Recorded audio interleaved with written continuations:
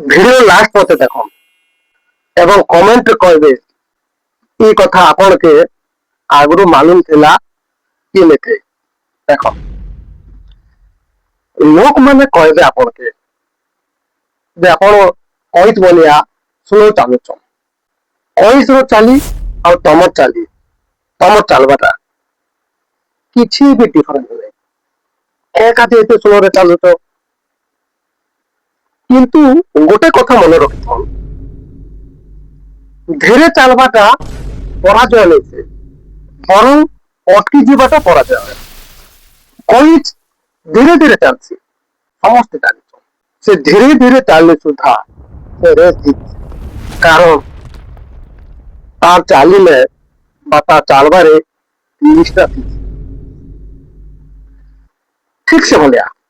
ଯଦି ଆପଣ ନିଜ ଲକ୍ଷ୍ୟରେ ନିଷ୍ଠାର ସହିତ ପ୍ରତିଦିନ ଚାଲବେ ଚାହେ ସ୍ଲୋ ହଉ slow and steady win the race ପ୍ରତ୍ୟେକ ଦିନ ଯଦି ଆପଣ ଗୋଟେ ଗୋଟେ ପାର୍ଟ ବି ବଢୁଛ କନସିଷ୍ଟେନ୍ସି ସହିତ ସ୍ଲୋ ଏବଂ ସ୍ଟିଡିର ସହିତ ତେବେ ଆପଣ ନିଶ୍ଚୟ ସଫଳ